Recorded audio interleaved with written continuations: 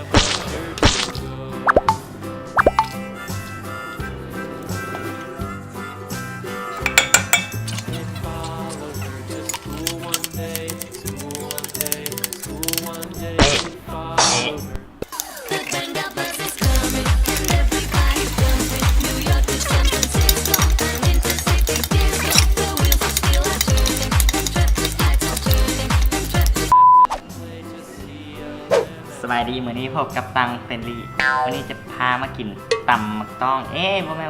ยำที่บอกยำเท่าไหร่ยำจะเป็นจังไหนนั่นมาส้มพร้อมกันเลยว่ามันจะเผ็ดหรือว่าส้ม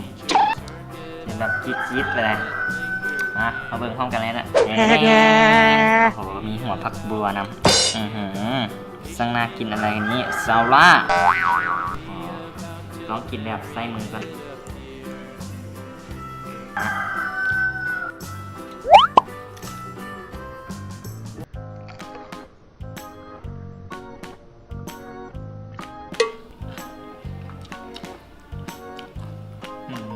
ส้มคากระเลียง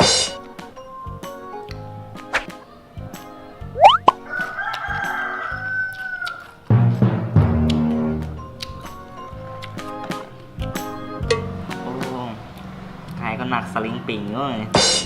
รู้สึกว่ามีฝักบัวมากับเหนียวใครเนี่ยจะให้บดส้มหลายมันจะออกหืนดังเนี่ย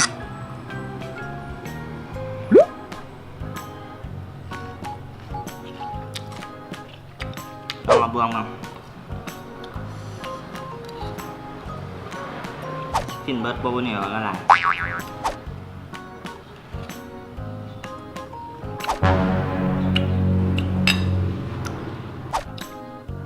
ส้มกำลังพอดี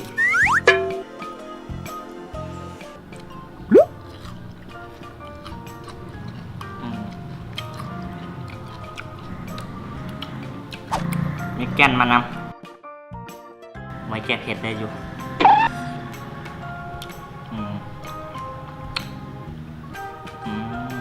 ข้าวหวาน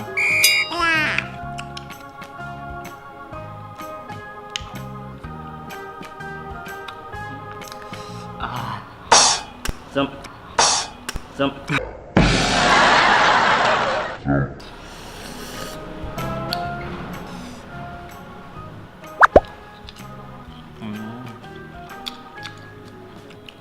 กินเบิดบะบุ่น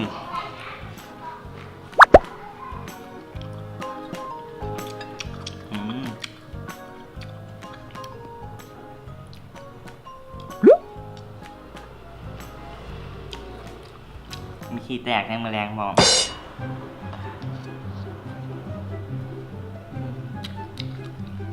ต้องเอามาจากบ้านออกเนาะบักตัว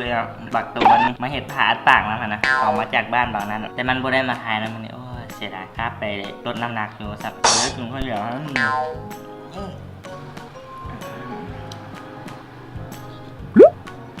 เมื่อความนอน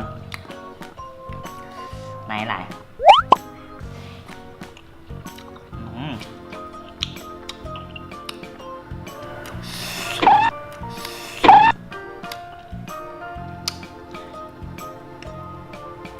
ส้มมันครับ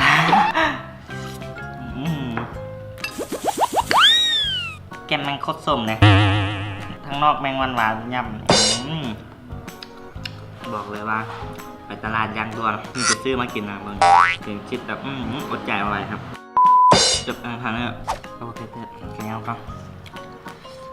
ไผ่ที่เบิ่งแล้วบ้านหมู่ไผ่มีต้องกับซ้อนกันเฮ็ดกินได้เนาะวิธีเหตุการณ์ง่ายๆก็เป็นอย่างเงี้ยส่วนไผ่ที่เบิ่งแล้วมักแล้วเบิ่งแล้วยาก แท็กให้หมู่เบิงแล้วก็อย่าลืมกดไลค์กดแชร์กดติดตามได้อยู่ที่ YouTube และ Facebook สำหรับมื้อนี้ไปก่อนขอขอบใจที่รับชมจนจบเย้